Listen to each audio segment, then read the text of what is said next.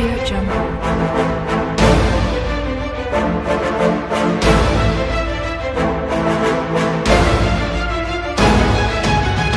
Audio Jungle.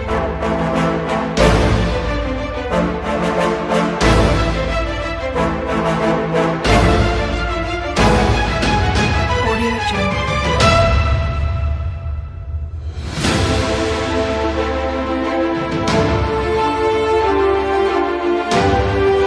Audio Jungle.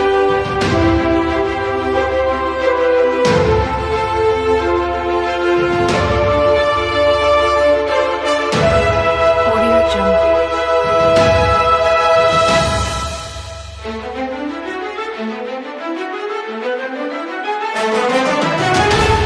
Audio Jungle.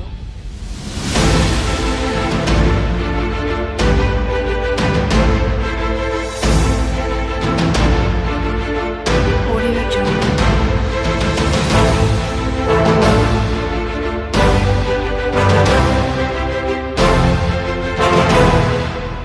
Hello, Miraculous Ladybug and Cat Noir fans. Welcome to my Season 1, Episode 5 review of Miraculous Ladybug and Cat Noir. Now, before we move on, I would like to say that that I did miss an upload last week. I had been on a roll, at least getting a video out each week.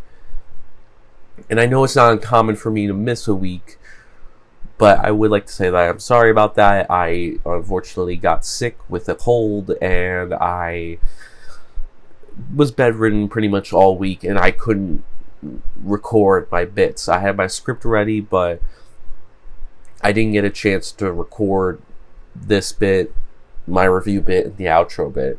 So I once again want to apologize for that. But I'm back now. I feel better. I might sound a little bit weird because I just got, I just felt better after a cold, so there might be still reminiscence of it there, but I'm mostly fine. I'm okay. But anyway, last time, before I took my little sick break, I had 2 videos uploaded on Friday the 13th that were really well received. One of them was my final Let's Play video of LEGO Marvel Avengers, which I would love to thank you guys so much for that support on that video. You guys seem to really enjoy that video, and I can't wait to do the DLC levels. So that's going to be a really good time. And also, I had a review of Friday the 13th Part 2.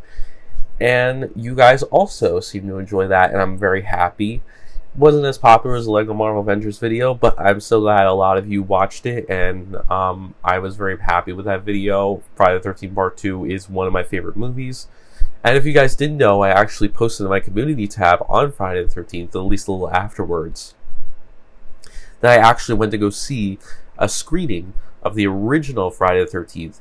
There was a showing for it, and I got to see it with my brother, and it was a really nice experience, going with other people. So it was really awesome going to see the original Friday the 13th on the big screen. So now I can finally say that I've done that, and hopefully I can do that for other Friday movies too the next time a Friday the 13th rolls around.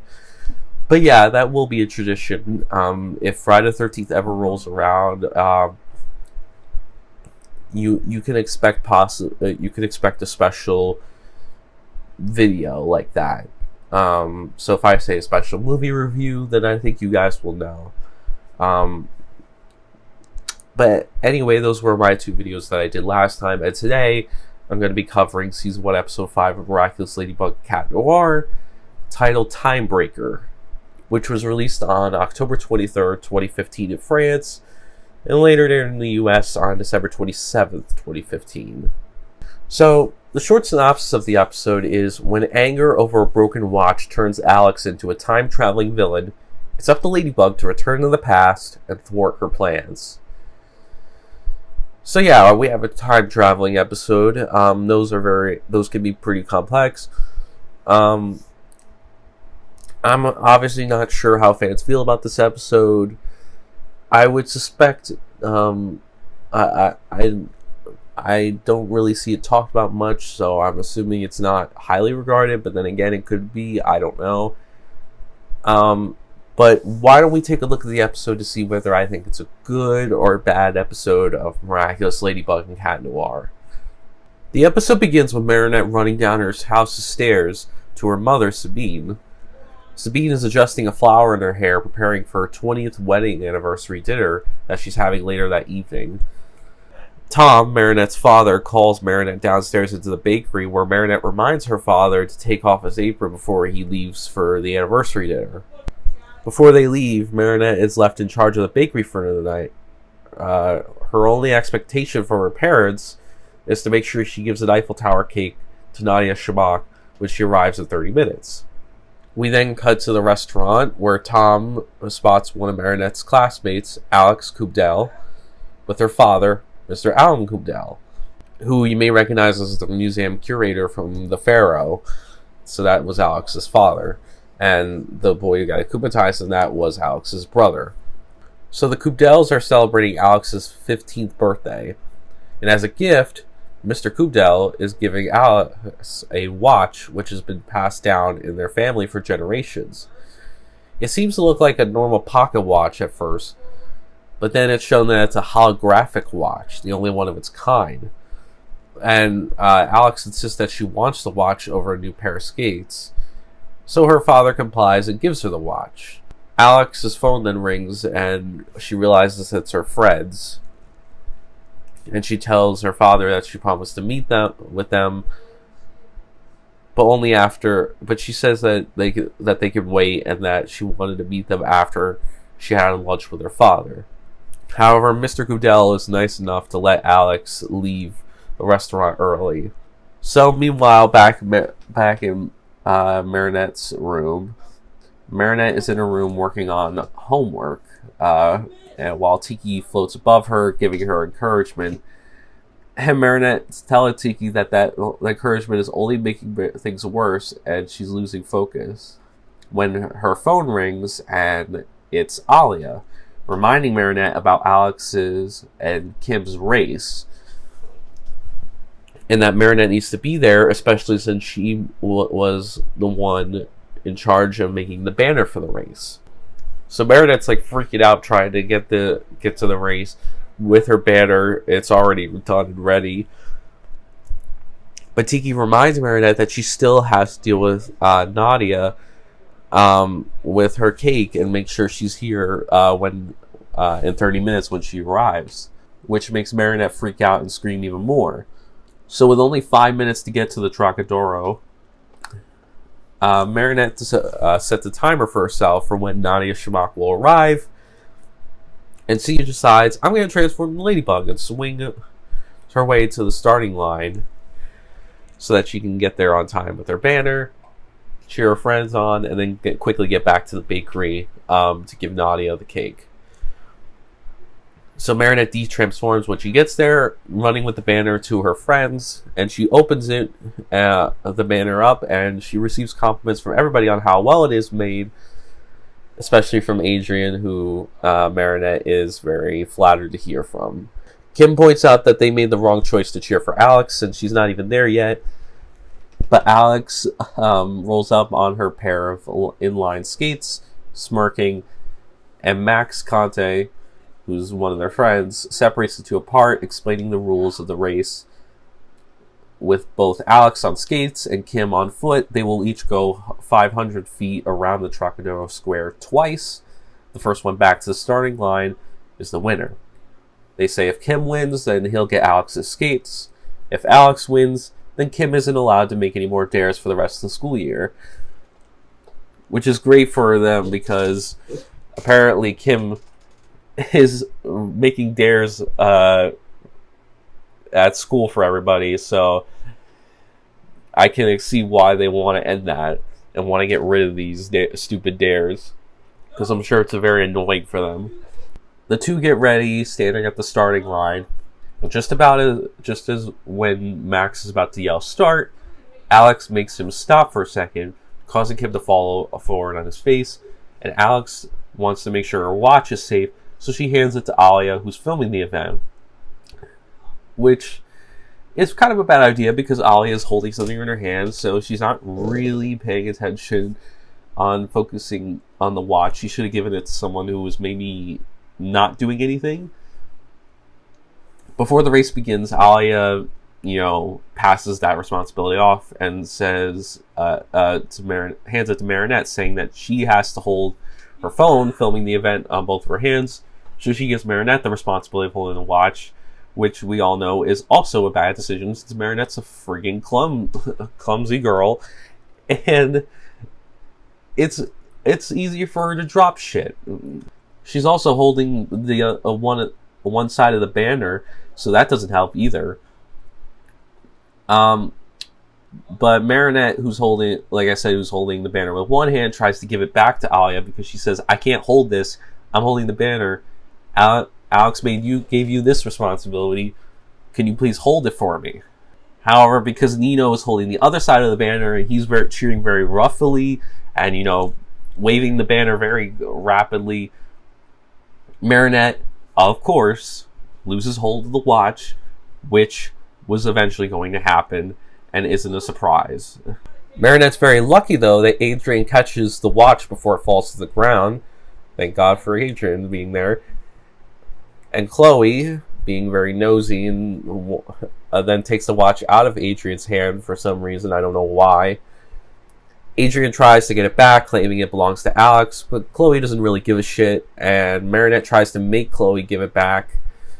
And instead, Chloe opens the watch, and she drops it when she's in surprise, because it's a holographic watch, and she didn't know that, so it lights up, and she drops it, not expecting it. Great job, Chloe. And the watch rolls onto the track, and it's destroyed underneath Alex's rollerblades as Alex finishes in first place. Alex is, of course, happy she won, and cheers for only a moment before she notices her freaking watch got destroyed. Turning in anger onto Alia, and Alia tries to explain that she had how the watch changed hands, and how she gave it to Marinette, and Marinette almost dropped it, and then Adrian catches it, saves it, and then Chloe took it from him and broke, and made it fall, and it broke. However, Alex doesn't want to listen, even though Alia, Marinette, and Adrian are all trying to apologize, and of course Chloe isn't, and she blames everybody else for it, because that's who she is.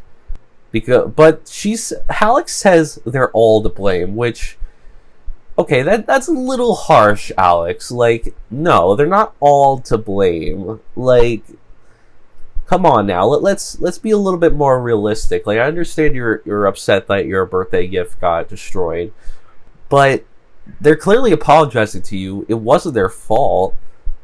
I mean, like, how Chloe is. At least blame her. Like, she's being rude about it. But no, apparently it's not just Chloe's, but it's Alia, Marinette, and Adrian, and even people who weren't even involved with the watch that apparently are to blame, which is ridiculous. So she skates off crying, and I understand that she's upset, but still, blaming everybody was not the right thing to do. Marinette tries to chase after her, try and, fix things with her. And Hawkley, good old Hawkmoth, of course, in his lair, senses Alex's anger and sends an Akuma right after her.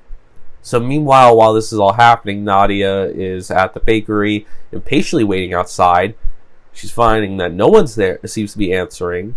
And so Nadia calls Tom, who's trying to eat his dinner with his wife. And Tom tells Marinette, who's supposed to be home, and tells her, where are you? Nadia Shamak's in front, and Marinette explains she's going to do it, and he hangs up. He hangs up with Nadia first after she's done with the call, and calls Marinette about it. And Marinette, meanwhile, is trying to talk to Alice, who's still upset, still blaming everybody, which is ridiculous. And she skates away angrily as Marinette, like I said before, receives a call from her dad. And while she's distracted with her dad about the whole, Nadia Shamak incident, And Akuma flies to Alex's skates, possessing her and turning her into the skating time-traveling supervillain, Timebreaker. Which is not too bad. She actually has some pretty cool powers, but I'll talk about Timebreaker in the outro and what I think of her overall. But yeah, needless to say, Timebreaker, while having cool powers, is not the most impressive villain ever. And like I said before, Tom's telling Marinette, Nani is in front of the bakery, waiting for her order. Can you please go take care of that? And Marinette hangs up, saying that she will, and she's on her way to retrieve the order until she spots Timebreaker skating right by past her. And Timebreaker races back towards all the students who scatter on Adrian's command.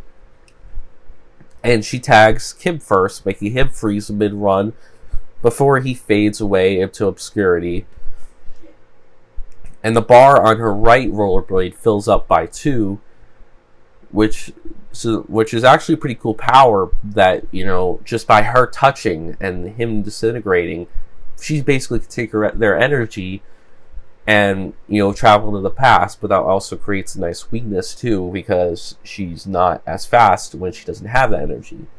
So Marinette's, confronting Timebreaker about it, confused about how she managed to make Kim fade, trying to convince her to stop, but Timebreaker explains that she stole Kim's existence, and she tries stealing Marinette's too, skating towards her, arm outstretched, but Marinette dives out of the way, throwing the banner in Timebreaker's face, when Timebreaker comes after her again.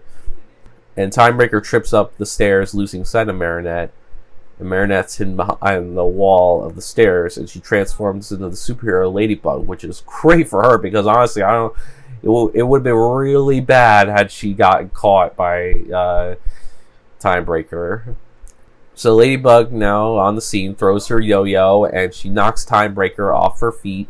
Timebreaker spots Rose and reaches out her hand, saying that faking an injury. And Rose, being the sweet, kind girl she is, takes Timebreaker's hand and she freezes in place, giving Timebreaker an extra minute. And seeing Ladybug struggle, Adrian, who's hidden behind a tree, transforms into Cat Noir. And then we see Milan running away from Timebreaker, but then she slips and falls, allowing Timebreaker to steal her energy, making her total time 1 minute and 30 seconds. And Ladybug and Cat Noir appear to stop her, and she skates towards Cat Noir after he makes a nice little quip about a game of tag, which is very funny. But he jumps over her easily, since, he's a superhero and is very hard to catch. He's got 9 lives after all. Skidding to a stop, Timebreaker sees Alia recording for the Lady Blog on her cell phone, skates towards her. Alia runs, but unfortunately gets caught. And that's actually pretty sad. Marinette seeing that her best friend just got fucking disintegrated and all her energy in their existence got taken away. And Chloe and Sabrina were already caught, so their existence is fading as well. And Ladybug's explaining Timebreaker's power to Cat Noir as Timebreaker finds Ivan, who tries to hide behind a tree. And Ladybug and Cat Noir need to catch the Akuma before everybody around them disappears and their existence is gone, and before it's too late. So throwing her yo-yo, Ladybug catches Timebreaker's arm, saving Ivan. Timebreaker laughs, pulling the arm with the yo-yo, and successfully drags Ladybug forward. Hawkmoth tells Timebreaker that it's time to get Ladybug's Miraculous. He actually didn't tell her what he wanted. He said, "You'll know, but you must do something for me when the time is right." What does that mean, Hawkmoth? Why didn't you just say, get the Miraculouses for me? Why are you playing this little cat and mouse game? We all know what you want. Just say what you want. She understands what you want. Just because had he said that earlier, maybe she wouldn't have made the stupid mistake of fucking, doing what she does later, which I will explain. So reaching out her arm, Timebreaker moves to get the Miraculous, but Cat Noir takes the touch on himself, protecting her, which makes him disintegrate. So now with his energy, Timebreaker gains 6 minutes to go into the past. Hawkmoth, who's not very happy that Cat Noir just got touched and is about to fade, he's trying to tell her steal Cat Noir's Miraculous before he disappears. And Ladybug tells her to see if she could try, because she's really pissed off now. And Ladybug and Timebreaker fight, and Ladybug knocks Timebreaker to the floor, and Hawkmoth, who's angered now because now he just lost a Miraculous, so he can't even make his wish. So even if they get Ladybug's Miraculous, he still needs Cat Noir's, and he's fucking gone. So there's no point now. But Timebreaker has a solution to their problem, and she decides to skate away. And Ladybug throws her yo-yo to stop her, but she finds herself being dragged by Timebreaker, and Ladybug and Timebreaker travel to the past, to the moment where Alex and Kim finish their first lap. And I gotta be honest, like, Hawkmoth should have at least told Alex or Timebreaker that he wanted the Miraculous, instead of fucking playing, because he kind of did it to himself. Like, had he told her before, she may have not even touched him like that.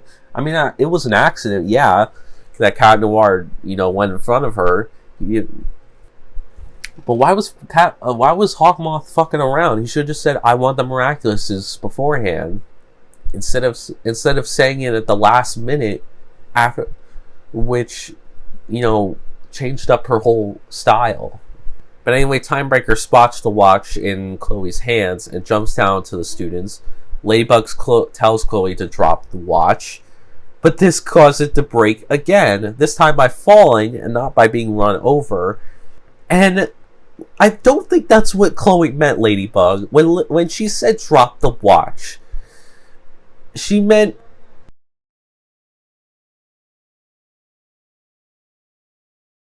when she said put the watch down, she meant like gently, not fucking falling and breaking the watch again.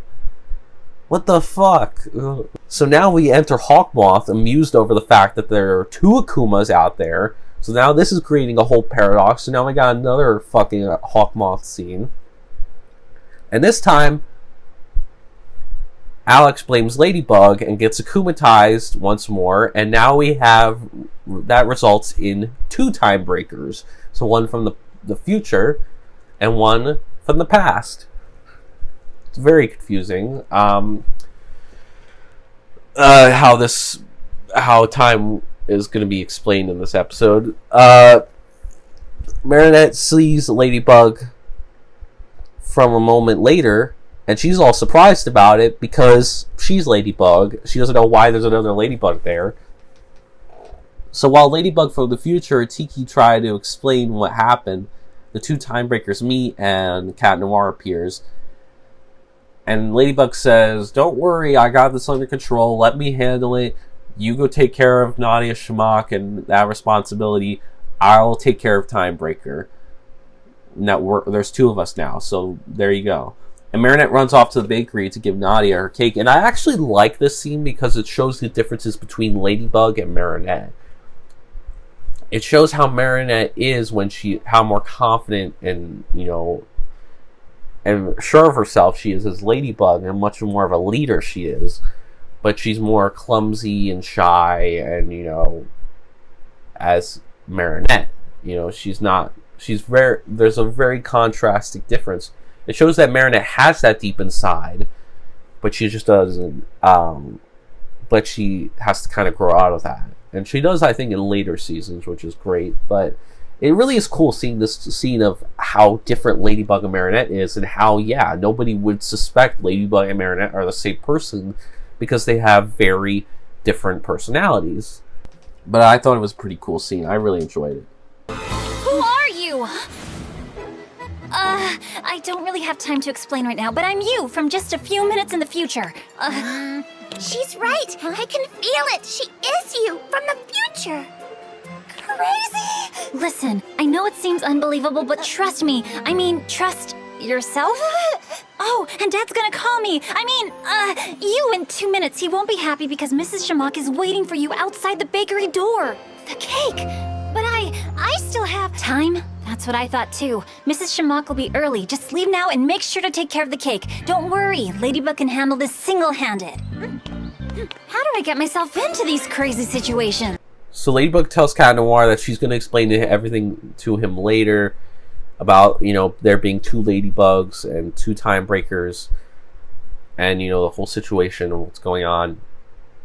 So the 2 heroes approach the 2 time breakers, and Hawkmoth orders both of them to get their Miraculouses. At least this Hawkmoth was smart and actually said it beforehand instead of the past the first Hawkmoth who fucking waited forever to say it. And Ladybug and Cat Noir fight the 2 time breakers, and the time breakers now know that they need more speed to go farther back in time, and so they start stealing energy from other people. And I like that little weakness that they're pretty slow in the beginning and they're not very fast, and that the energy they get, the more time they get, the faster they get and how more powerful they get, which is really a good thing. I like when villains like that have both a strength and a weakness. Meanwhile, Nadia is in front of the bakery, sees Marinette, who gives Nadia her cake, and when the bakery is empty and Marinette has taken care of her responsibilities, she transforms into Ladybug and runs back to the future Ladybug. So meanwhile, the future Ladybug and Cat Noir chase the 2 time breakers. The time breakers turn to go after them, but present Ladybug stops them, and Cat Noir puts his hands together and grins, amazed to see 2 ladybugs. And it's fucking hilarious. Like, Cat Noir, he's first confused, why the fuck are there 2 ladybugs here with me? And then he's fucking happy as shit about it because he loves Ladybug. And it's so funny how he goes from that in a split second. It's a good Cat Noir scene and probably my favorite. It's very humorous how the 2 ladybugs are even annoyed that Cat Noir just even went there. It's a very funny scene and I enjoy it.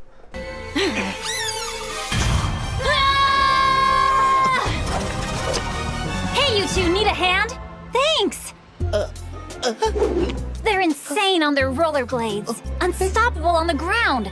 So, what if they're not on the ground? 2 ladybugs? I'm in heaven. Finding themselves outnumbered, the time breakers decide to go back in time when the heroes weren't around so they can get the watch and, end it once and for all. The 2 ladybugs both use their lucky charm, so we get a double lucky charm. And what do these 2 ladybugs get this time? A traffic cone and a bicycle lock. Cat Noir says, I'll buy you some time, you figure it out what these, these 2 lucky charms are.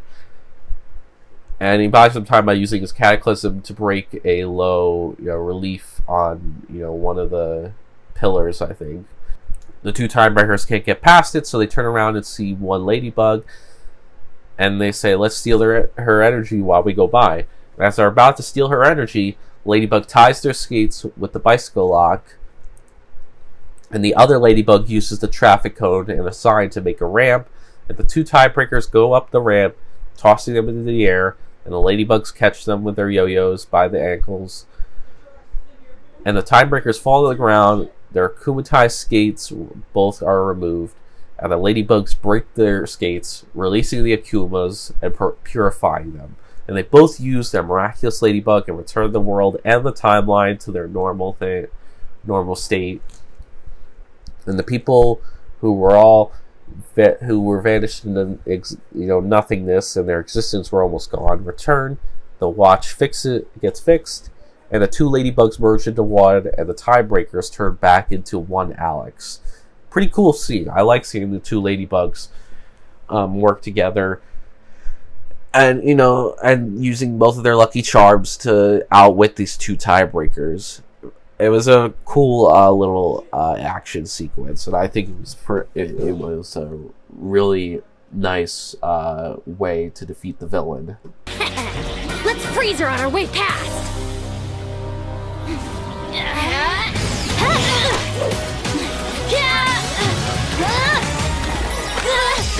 We're going too fast! We can't stop! No!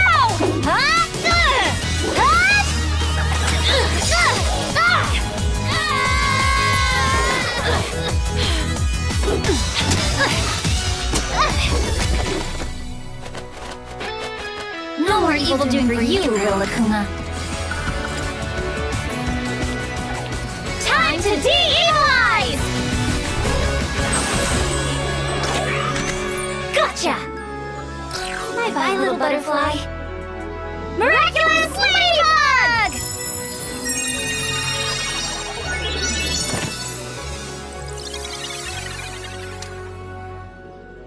Pound it!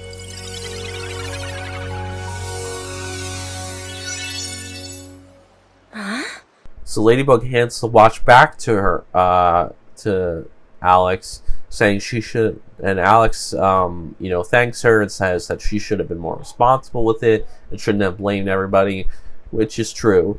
She definitely was a little angry, but I understand why she was that way.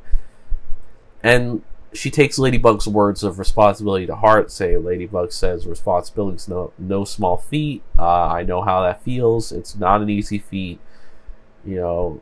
Just do your best with it. And she gives her good advice, and she takes that to heart. Cat Noir approaches Ladybug out of nowhere and makes a nice little quip, and Ladybug savagely, gives him a nice little comeback, and she sinks away. Cat Noir still does hold out hope that Ladybug will fall for him someday, and I love this scene. Ladybug is very funny and savage throughout this whole episode to Cat Noir, but Cat Noir also has his great moments too. Their dynamic is pretty good in this episode. I loved how they interacted with each other. It's a very funny scene. I was just getting used to having two ladybugs around. And now you're gonna get used to no ladybugs around. Gotta split before I change back. She'll fall for me someday. It's just a matter of time. And Hawkmoth, being his usual self, gives his losing speech and swears the heroes will eventually lose to him and he will become invincible, and gives a nice evil laugh at the end, which is kind of funny and entertaining, and I like how Hawkmoth is in that scene. Probably Hawkmoth's best scene, since I love his evil laugh and shit. It's very funny. You slipped by me this time, Ladybug and Cat Noir, but one day, past, present, or future, you will be destroyed, and I'll have your miraculouses! I will be unstoppable! Back at the bakery, Marinette's parents return home from their dinner. She asks them how their wedding anniversary went. Her dad says it was great, but they almost had to leave early, and Marinette apologizes to them for making Nadia wait, and her mom tells her this. Next time, please wait for the customer in the bakery and not in your room listening to your loud music. Got it. I promise I won't screw up next time. And the episode ends with Marinette and her parents sharing a nice big hug, which is a nice, very wholesome way to end the episode. I'm going to give Season 1, Episode 5 of Miraculous Ladybug and Cat Noir 3 stars out of 5. So since this is a 3 out of 5 episode, I can start with either the positives or negatives. I'll start with the positives first. So my first positive would be is that I think Marinette's subplot was fine and served the plot well. I think Marinette's subplot worked in the episode. I really had no issues with it. But I wouldn't say it was amazing or anything. It's not the best subplot in the world. She's definitely had more interesting or better subplots, but I think it serves the episode well, so I think it's good enough there. I also think Ladybug was very funny and enjoyable in this episode with both herself, her past self and her future, both the past Ladybug, talking with each other. And I also think she was good with Cat Noir as well. I think she had a lot of good humor. She worked well with herself and with Cat Noir. And I just think there was a lot of great chemistry with her and Cat Noir, and also with herself and her alter ego, Marinette, and seeing those differences. I think Ladybug was really entertaining in this episode, and I thought she definitely had great chemistry with Cat Noir in this episode, so it was really good. And she also had great moments herself. So I definitely think the Ladybug portions were better than the Marinette portions, but Marinette still had a good, serviceable subplot. Cat Noir was also very good and enjoyable. Unlike the last episode where there wasn't really much going on with Cat Noir had some great standout moments. He really was good. He also had good humor as well. He served the action well. You know, he helped a little bit.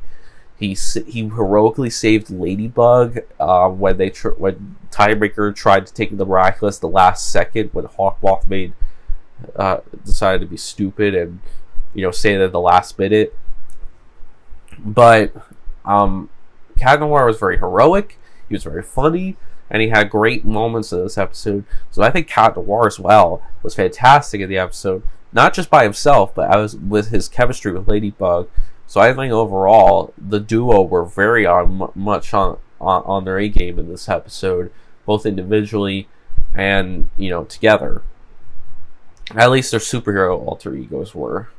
We'll get into, you know, I've already talked about Marinette's, but we'll get into Adrian himself. But I also think Hawkmoth had a really good, you know, losing speech. I very much like when Hawkmoth has a good presence in the episode.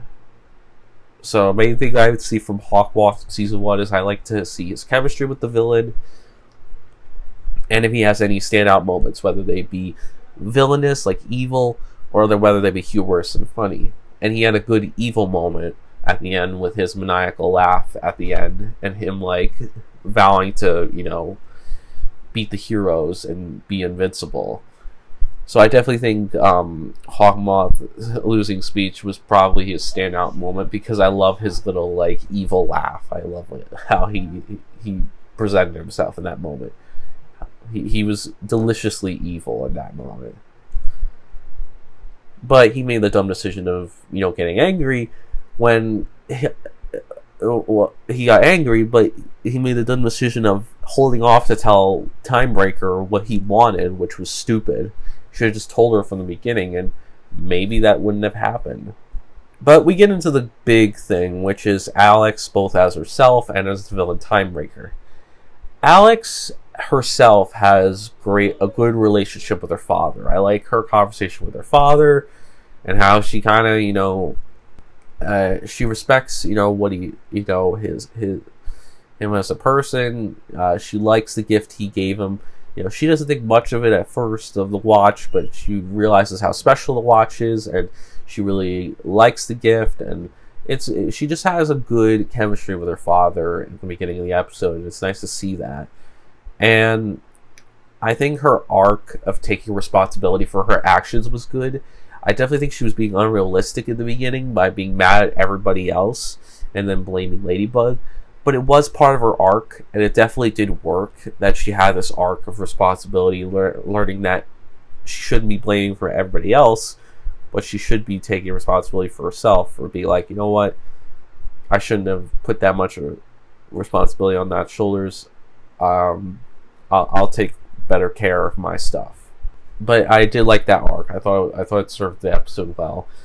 And as for Timebreaker, I think she had a good motive. I think going back in time to save her family heirloom watch is a good motive. That watch is very important to her. It's something her father gave her. She very much it's her prized possession. So I understand why she gets angry about it. It's definitely a bit of an overreaction how she acts around everybody else, but it is part of her arc and it is a good motivation. So I won't deny that. And I think her powers were good enough for the episode. Nothing stand out. Not the best villain ever. Not the best villain powers. I definitely think there's better ones out there. But her powers were pretty interesting. I like how she needed people's energy to go back in time. And that if she started out pretty slow, she could go back in time. She could barely, go around on her skates well enough. But as she got more energy, she could get faster, she could be more of a threat, she could catch people better. So I did like that she kind of had a weakness, just like Ollie in the last episode with her supervillain alter ego, I did like that Alex had a weakness as Time Breaker, where she couldn't really go back in time until she had the right amount of energy, but she also, couldn't go as fast either. And she also, and when she would go back in time, she would lose all that energy. So she would have to get it all over again if she wanted to go back in time more. So I think that's pretty cool that, each person's energy would be like a minute or maybe even 2 or 3. Cat Noir was like 6 minutes. So she was able to go back and to the time frame she wanted to. And I think that's a pretty cool power, because of how there's, because she has a weakness, but her powers are strong. But when she gets a lot of energy, and when she can go back in time, she's pretty strong and can be a threat, even more of a threat than she is when she's low on energy. But I think now we should get into the negatives, and I have a few, but I think the biggest one for me in this episode, and this is a huge one, the heroes are all good in their counterparts, but there's one part that really is bad. Adrian has no subplot and no standout moments in this episode, and that's a big problem, because he is a big portion of this episode. So while he's fantastic as Cat Noir, as Adrian, he does absolutely nothing. No subplot for him to deal with, no moments for him to even shine, nothing in this episode. That's even worse than the last one, and he barely had one in that. Him and Cat Noir kind of shared one, but he has nothing in this episode, and that's a shame. I get it, Marinette is the main character and Ladybug's the main character, and I've said that plenty of times, and I'm not harping on that. My issue is that I don't like that Adrian doesn't have any subplot to deal with or any standout moments in the episode. That's an issue. That's the second main character not getting the attention he deserves.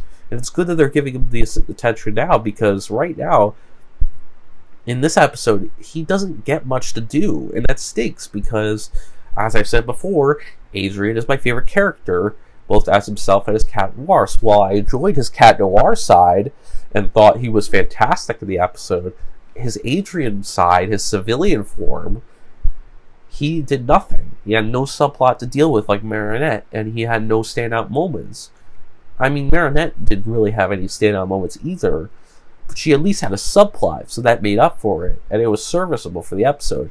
Adrian doesn't have that. Adrian doesn't have any subplot to deal with, or any moment, and no standout moments to make up for that. He just is there for like a few seconds, and is really there more as Cat Noir. But that's the biggest negative for me. He's just really not existent in this episode, and it's a shame. But hopefully they'll change that soon. Hopefully the next episode will change that. We'll have to see. So my next negative would probably be Hawkmoth himself. Now, I did say he had a good final losing speech and how he had a great evil moment. But he had no chemistry with Timebreaker and no standout moments. And him waiting until the last minute to tell Timebreaker what he wanted from her is pretty stupid. And I don't know why he waited this long. I don't know why this early Hawkmoth is this dumb. It's like he's a rookie and he doesn't understand what he's not the veteran he is in the current season. I don't know if he's still new to his powers, and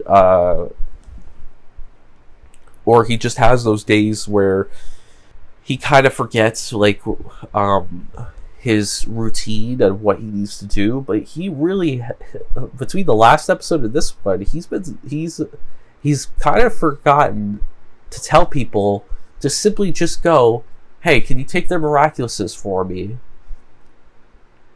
Say that in the beginning when you kumatize them, and make sure they follow through on that. Don't do stupid shit, Hawkmoth. I don't know why he waited until the last minute to tell her later when he could have just told her then what he wanted from her, and she would have known. She would have understood. She would have gotten them for him. But yeah, and it also doesn't help that there was, like, he just didn't have any standout moments either. So it was just not a great episode for Hawkmoth.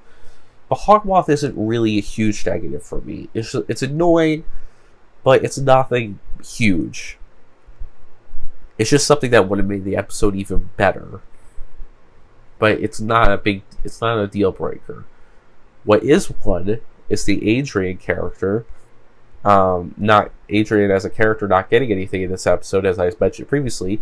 And my final negative, which is another big one,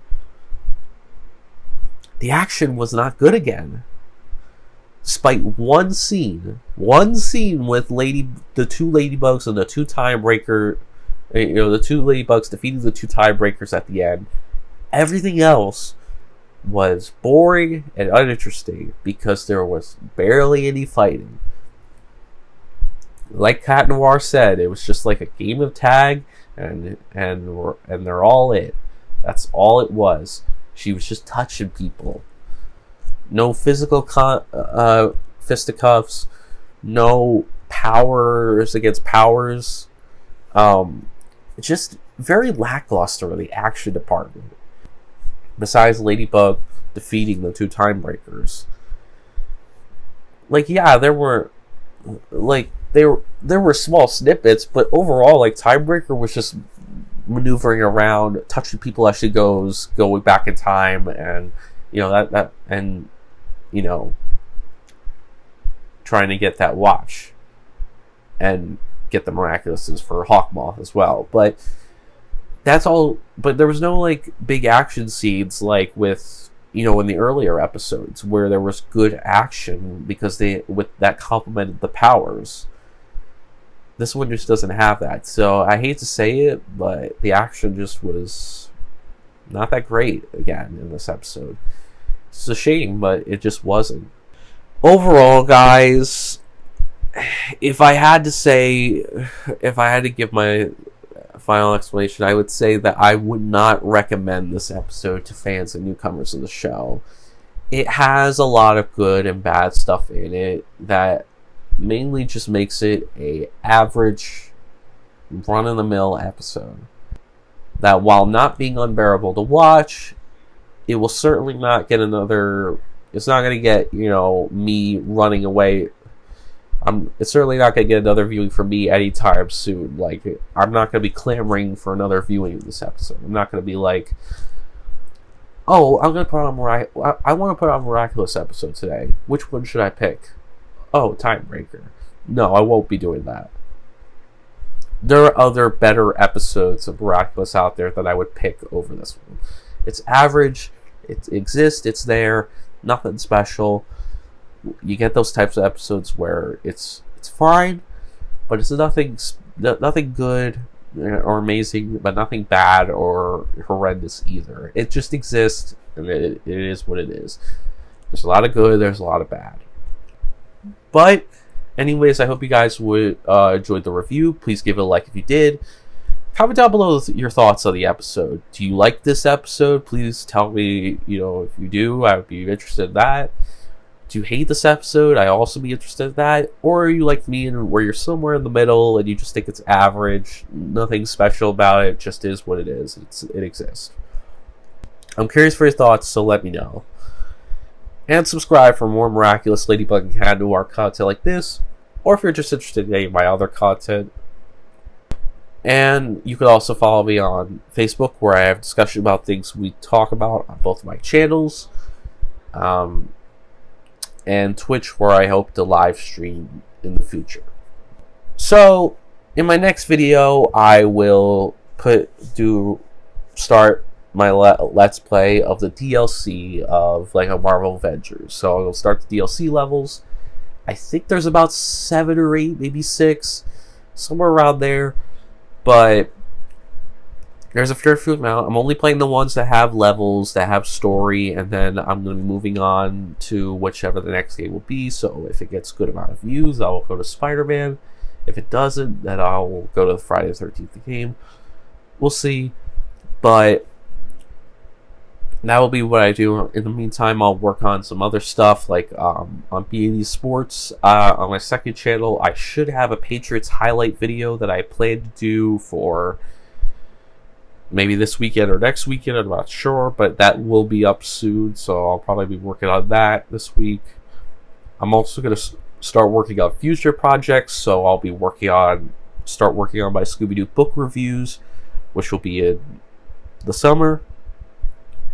Just little pieces, but yeah, and I'll also be working on the next Friday the 13th review, because there is a Friday the 13th later this year, and so you could expect a Friday the 13th Part 3 review later on this year, and I will start planning for that in between this video. But I think the next TV show episode review will be of Sleepy Hollow. So if you guys like Sleepy Hollow too, and Scooby-Doo as well, you like all my TV show episode reviews, that will be next. Sleepy Hollow will be the next TV show episode review, because by the time I get to Lego Marvel Avengers, it will be probably February. So, but thank you guys so much for watching, and as always,